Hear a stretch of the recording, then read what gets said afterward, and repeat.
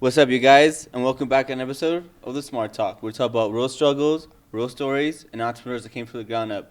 Today, I got my boy EJ Play in the What's building. poppin', y'all? How y'all feeling, man?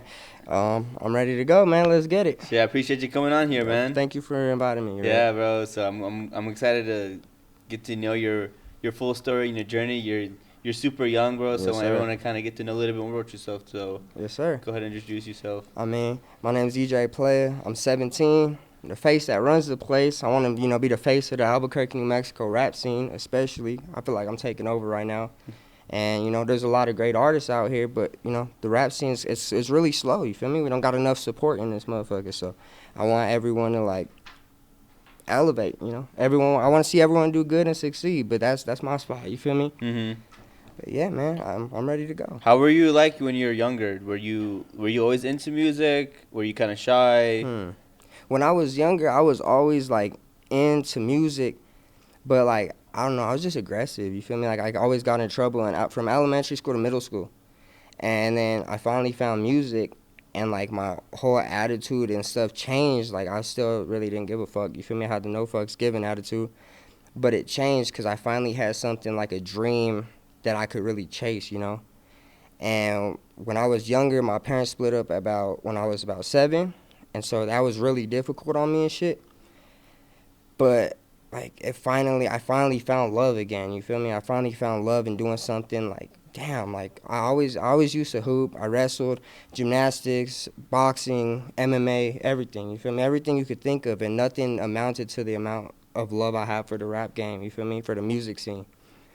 Um, yeah, man, that's a good start for sure. Well, what did your parents feel like? How did your parents react when you wanted to kind of pursue music? Because I know a lot of parents they Yeah, love their kids, but they don't really support their goals and dreams. yeah, man.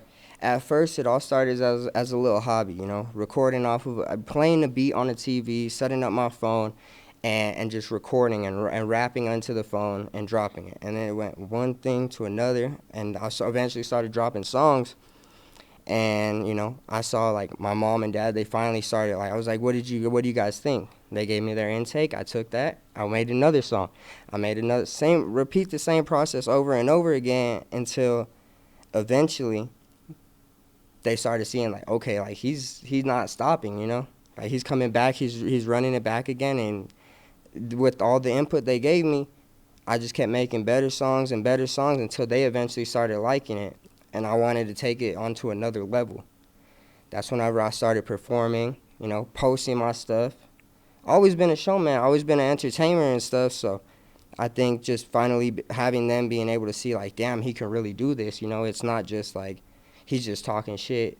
He can really do this. You feel me? And they started believing in me real quick whenever they saw the amount of fan love and interaction I've been getting from people Hmm. since. What age did you start taking music seriously? Because I know you're only 17. I probably started taking it serious about 4 or 5 years ago, give or take. So I was a youngin' still, but I was on stage with Blueface, Shorty Shorty, PNB Rock, Peso Peso. Those were some of my earlier shows, and those were to start my career off doing those shows, man, is blessed. You feel me? It was amazing. I couldn't have started any better. You feel me? Uh huh. How do you, how did you grab so much attention and motion so quickly at your age? I think a lot of it was my age. One, being so young on stage with the big dogs was I think a big factor in it, but also my music. I was, like I said, I was very angry, aggressive, and I was saying some hard shit at a young age that a lot of people could relate with at that time. All the gang violence, all the shooting and stuff, and I think that's what kind of caught their eye. They're like, who is this? You see a youngin', he's talking that hot shit, you're gonna be like, who is he? Uh huh. Do people kind of perceive you as cocky because you're so young and you kind of have strong vocals in your music and your message? I wouldn't say, I would hope they wouldn't perceive me as cocky. I would say, I hope they perceive me as confident and intelligent. But, there's always another side of it where, people love to test other people, especially in Albuquerque. You say one thing and you're going to get 100 different people hating on you because you're saying that one thing on how you feel. You feel me? You can't really talk your shit without people having an opinion on it. Mm-hmm. And I would say I don't know. I would hope they see me as confident more than cocky for sure. Because I truly believe that, I'm a humble person whenever it comes to stuff. And I only say stuff whenever it really needs to be said. Yeah. I like to talk my shit, but I want it to be like, I don't just like to talk shit. I'm going to walk that shit too. You feel me? Mhm. How do you feel about the rap and the kind of like the music culture in Albuquerque? Right now, at this moment in time, Yeah. I think there could be some work. I feel like there's so many great artists out of here that, just either don't promote their stuff properly or, you know, aren't doing the necessary things in order to show face and get their name out there. And I think on the music side of stuff, it's good. You feel me? There's always room for improvement because if there's no room for improvement, then you're perfect, and no one's perfect. So there's always room for improvement. But I think that on the musical side, like we kind of got it locked down. And just maybe promotion. I think marketing is like the hardest part. You feel me? If someone can become really good at marketing or make someone, like, for instance, Conor McGregor, he loves the controversies all over Conor McGregor. He's a million or he's a multi-millionaire. You feel me? And so if someone can market that and push that, you're gonna be viral. You're gonna be famous. But I think we just gotta learn how to market and show love and share each other's stuff. You feel me? And show love. And I think Underground New Mexico is doing a big part of that. Whenever they're posting the New Mexico artists and collab posting with multiple other platforms. That way, everyone's music can be seen by everyone in different spots. I think shout out to Underground New Mexico. You feel me? For helping all the artists out from here. Do you feel like a lot of artists in New Mexico and Albuquerque, do they feel like they're down to collaborate, or it's kind of like more of a competition when they see another good artist? I think for the most part, they're down to collaborate for sure. I think there's definitely competition. I think one of the harder things is that, like, for me, where I'm at right now in my career is I have to charge for features. I have to charge because if I don't charge, then I'm going to end up paying for studio time, covers for the songs, mixing and mastering. And that's all a lot of money, you feel me? That's Yeah. having to come out of your pocket whenever someone hits you up. Like, yeah, like, it's cool to do that at the start, but I think a lot of these artists don't understand that, like, and it's gonna sound messed up. They're gonna look at me fucked up. But if you have 300 followers and I have 5,000 followers, what value do I gain from making the song with you, right? At least if you paid, $200 for a feature, that way it would cover studio time and all that, you would be getting a big spotlight on your name from my page, and then we'd be able to both collab. And once you lock in with me, we locked in forever. You feel me? Like, I'm gonna take care of my people. But I mean, the collabing part, I think everyone's for the most part down to collabing. I think unless there's some personal beef or anything like that. Mhm.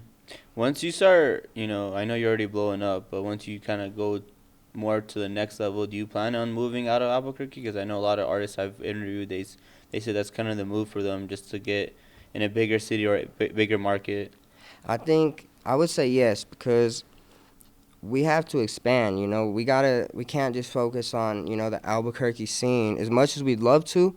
We got to expand, and we got to go to let's go to Miami. I'm gonna promote here and see how many people fuck with me out here. Okay, not all right. I got as much people as I can out in Miami. Now I'm gonna move out this way. I think I plan on getting out of here, but I'm never gonna forget this place. You feel me? This is where it all started. Mhm. I don't forget my number one, my loyal people who been with me since day one, since my very first song drop, or who been there at my first shows. You feel me? So, like, they gonna be along for the journey too. Like, I'm gonna take care of my people. You feel me? No matter what. And I think Miami's the top spot that I would like to go because I've been there before, and it was just a movie. I love the ladies. Y'all know there's some bad little ladies there. I think just the environment there. It's such a nightlife spot. Like, There's a lot of Spanish speakers that live out there. Do yeah. you know how to speak Spanish? I'm not very fluent in Spanish, but I can pick up on some little things. If I really pay attention. Yeah.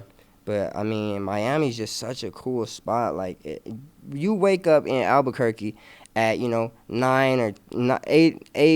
if it's early, 9 maybe if And in Miami, that's considered now you waking up at 9. That's like crazy. These people are waking up at like 11 and stuff. I'm like, God damn, y'all crazy. You feel me? I get my ass whooped if I was waking up at 11. You feel me?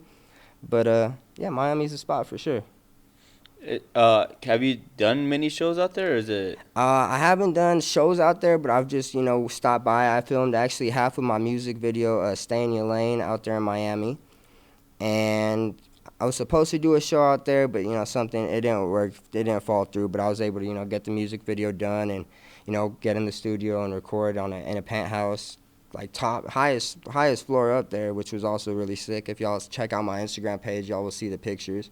They'll be in the little bottom somewhere in my feed. I post a lot of stuff sometimes. Yeah. How do you? Cause you're so young. How are you? You know, paying for all your expenses as far as travel, studio time, and all that stuff. 'Cause that stuff gets really expensive. Well, I'd be lying to you off here. I didn't say my parents have a big part in helping me, but also I'm not lying whenever I say that I'm gonna figure out a way by myself to make this money, and I'm gonna go make this play happen. I'm gonna go make this shit happen somehow. I'd be lying if I said, my dad didn't help me, a good portion of the way to get there. But I'm also, I'm gonna put in the money too. I'm gonna throw in some money. I remember for Blueface, I was either 12 or 13 when I was getting on Blueface, and I'm not gonna say any prices. I'm not gonna discuss any of that. But I had to sell my birthday gift. I had to sell my go-kart to even be able to throw a little bit of money at it to be able to be on that show. And I wasn't gonna ride my go-kart for money. You feel me? So I had to make a sacrifice, and I think it was the right sacrifice for sure. Yeah. For how young you are, you're really confident in yourself. I could I definitely see have to that. be, man. Confidence is key. How do you keep up with that confidence and don't let anybody kind of fuck with your game? Well, I mean, I'd be lying if I said like they didn't try. You feel me? Like there's so many people who have tried to, put the pressure on me and in a sense of either on some street shit or in the studio stuff. And I think I've just been able to adapt, like an NBA player goes in from college to NBA and they adapt to the arena, you feel me? They adapt to the fans cheering and screaming whenever they're at the free throw line. I think that's how I feel right now. Like I've adapted to the pressure. I love the pressure. I love just, being able to work, you feel me? Having the opportunity to work with some of the big people that I've worked with. GMSC King Savage was just on here, Cypress Moreno. There's so many more that go on, you feel me? And it's just adapting to that pressure. You feel me? That's what it is. Tell me a little bit more about this Las Vegas tournaments you've been into, bro. Those shits look crazy, man. It is crazy. So there's, it's called the Rap Arena. The guy who throws it on, his name is Matty Ice. He's partnered with Rick Ross and Maybach Music and Luke Belair, if you sip in Belair and stuff. I be in the performance and the song competitions that are ran, They'll sometimes have a judge such as Pipe It Up TNT, NBA Youngboy's producer, or they'll or he will be the judge, But I've been on two of them. And on the first one that I did, I was a heavy underdog coming in there, and I think that I probably got about to second overall. You feel me? Second overall. I lost to the champion, but I beat the first champion of the first tournament. So I'll put that second. And then the second time, it didn't go too well, but I'm not opposed to going back over there and working my ass off and getting back in there. I'm not opposed to it, only if it makes sense, of course. Yeah, I mean, it's 32. There's 16-man contestant tournaments that you perform, and you go up against this guy. You play your song. If you can outperform him and put on a better show than he does, then you get to go to the next round. And then there's another one where it's a song competition where, you do a 5-minute show mix, and that's putting all, say if you had 4 songs, probably about 2 minutes, you put all your songs together, cut what parts you needed to cut in order to have 5 minutes, and you just try to perform them all in the span of 5 minutes, and if they love what your sound is, and if that's what wins, then, you win that out of the people that are in the group, or in the contestants. But yeah, that's How, pretty how much. did you get invited to that competition? I mean, I woke up one morning. I was actually having a pretty rough morning. I was, very slow start. And I was like, fuck, man, like, what am I going to do? Like, I need to do something today. Like, I need to get in that creative spirit. Sometimes being an artist is so hard to be creative 24/7. You always got to be thinking and run. Your mind got to be running. And I'm just sitting there, like, scrolling through Instagram, looking at stuff. I get a message. Matty Ice hit me. He's like, yo, you need to come, lock in and come do this tournament, the Rap Arena. Come join the Rap Arena.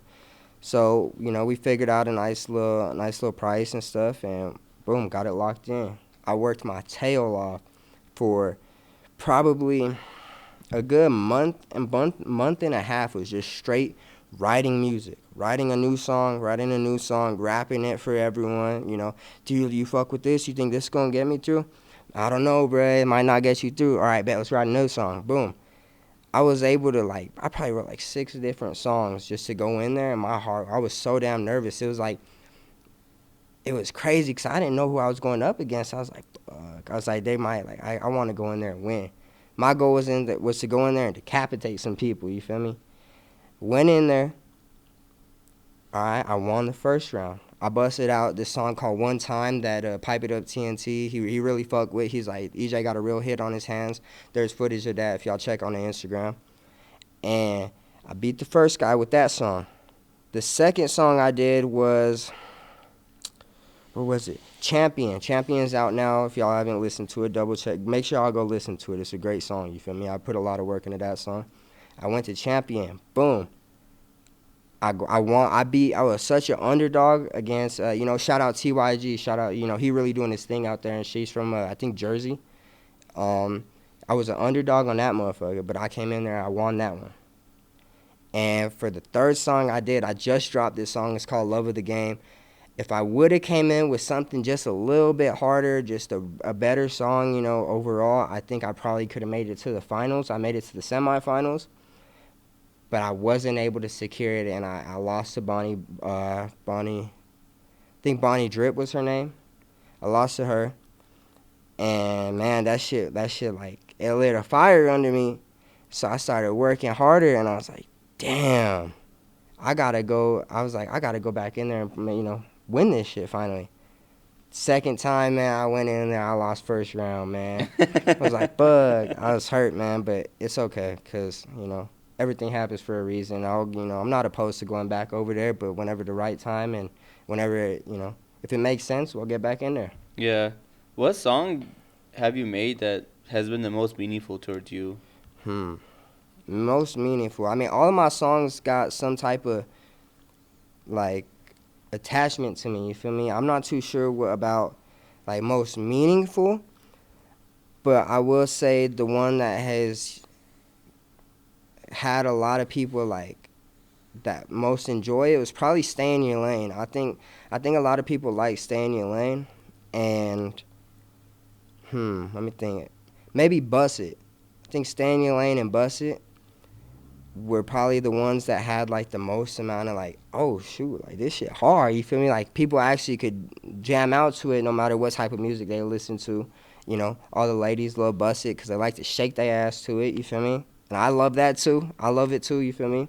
But yeah, I mean, those are probably the two songs right now. I got my song "Fly Out" dropping actually Friday, 1-9 dropping. It's about to turn up. It's about to turn up. It's getting a lot of views on Underground New Mexico, and yeah, man, I'm ready to keep pushing. Mhm. What uh what do you feel like are the cons of being an artist? Hmm. Because I know you have a passion for it, but there's always cons to anything you have a passion for. Hmm. Let me think, man. I mean, Is it the time, the money, the I would energy? say time, money, and energy, everything you just mentioned, and just the effect that it has on your mental. You're always having to just think of something, or you put your heart and soul into something, and you're like, this is it, this is the song right here. You play it for people, you even drop the song and it doesn't do as good as you think it does, so that really drains your energy. And it's like, damn, like, I can't, like, I don't know what to do now, you feel me? And you kind of get stuck there and put in this position where you're like, well, do I need to keep trying that sound out? Do I need to try something new out? And you're constantly having to change up your game plan and strategize until something works. And that's really like it's really harsh on the energy side of it, cause I mean, well, for me, I get tired, but I know that's the spots where I gotta go, get up and go drop this song, do a video. Also doing the short form content, TikTok and Instagram Reels, man, that shit hard, man. They be lying to you if they say that it's not hard, cause it's really difficult. Having, I'm not like I've been actually. I just filmed a movie called Stay True, with Raven and Crow, I think, Productions or Entertainment, and it's actually premiering. But I took like acting classes back probably summer 2025 that kind of like helps me get better at my short form content and like kind of just help me be better on the camera. But man, it's so hard. Your homie has to record you, and you're like, "What's popping?" Yada da da da, and you're like, "Not cut. I didn't say what I needed to say." And it's just time consuming. It's very time consuming. Mhm.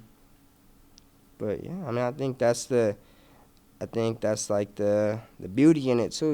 It's not about it's not about where the destination. It's about the journey. Every step you've had to take to get to where you need to be. You feel me? And I sometimes forget about that as an artist, where I have to go back and look at my old show recaps and listen to my old music. I'm like, damn, we really here now. You feel me? Like this shit was hard back then. This shit even harder now. Yeah. That's I think the beauty of it for sure. Mhm. I know you're popping up on social media. How do you handle hate and criticism when people send you stuff like that on Instagram or Facebook? I mean, I think the hate and the criticism, if you don't got haters, you're doing something wrong. And even since I first started this shit with the rap and really pushing myself out there, I've been had haters. You feel me? I've been had people, and we're in Albuquerque. You feel me? There's a lot of gun violence between youth out here, and I think that's a really fucked up part about it. If we could handle that shit down, we'll be okay. But I think, like, man, I've heard so much shit, and I've started really from the ground up saying like, this shit sounds like ass. This is too much auto tune, right? All right, next song, no auto tune sounds better. I don't see no comments. And like even whenever my first day of high school, man, I got into some beef with some other dudes out there. It was some crazy shit. I don't want to speak too much on it, but like guns and all that, like it kind of just desensitizes yourself. You feel me? Like I mean, man, like I've been around some crazy shit. I've been around some crazy people. My boy Kizzy, he's like my brother. He's really like my brother. He went out to the Navy and shit, and I think he's in Chicago right now. And man, like you kind of get desensitized to that shit whenever that shit hits you at such a young age. Where you're like, damn, okay, well, shit. Now I'm beefing with this whole group. You feel me? Like they're threatening that they finna shoot me and shit. I'm like, all right, it's like I said, you adapt to it. You don't fight back, and I mean you can. I've been arguing with people in the comments about what I'm saying about the underground rap. I'll get back.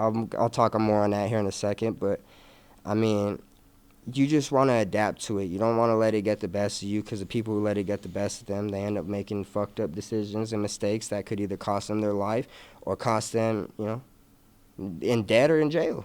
And that's how it goes. You feel me? Mhm. What message do you want to give out or broadcast to the audience or your fans whenever you're making music and they hear your songs? I think, man, I just want people to know, like, whatever they going through, like, at that moment, there's always a better side of shit. You feel me? I think we get so stuck on, like, feeling sad or feeling really angry, and like life be life, and sometimes, and I think they just if they just can like keep good, a good heart and a good head on their shoulders, and just know like everything's gonna be okay in the end. You feel me? That's what I think means the most to me, because like, man, I've dealt with some crazy shit. I've dealt with some street shit, some even other shit, like with my parents splitting up. That was really harsh on me as a young kid, probably. And there was always been I've always found a way to get out of that storm and finally and shine again. You feel me? There's always been, it's like life's a roller coaster. You go down. If you don't got that momentum from going down, you ain't never gonna go up. So you gotta take your losses on the chin and just learn from them for real. Mhm. You're only 17, but you talk like you're 25, 26. How are you so more like kind of like mature and have a more positive aspect in life and not just want to fuck around and do drugs all day, you know? Man, it comes from the dream. You feel me? I'm living the dream. I'm seeing real life results that are in my face from work that I've been putting in since I was young, and I think like I'm not a big partier. You feel me? Like I don't really. I love to perform at the parties, but I don't like to party myself. You feel me? Back when I was younger, different story. You feel me? I love even. I'm talking 13 through probably like 15. I was turning up, but I think I eventually said like, man, I'm not gonna get to where I need to be if I'm doing this other shit. And I think people tell me that I'm what do they say?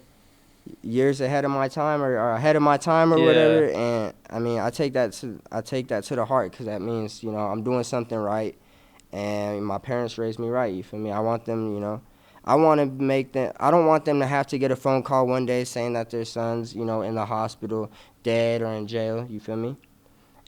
I've done, this shit that's all could have happened, but that's the reason why I'm avoiding it now. You feel me? Like I learned these lessons. I took them on the chin, and God's been on my side on damn near everything I've been through. Mhm. You feel super grateful. Oh, very grateful. I'm grateful to be where I'm at right now. I'm grateful to be sitting here with you, man.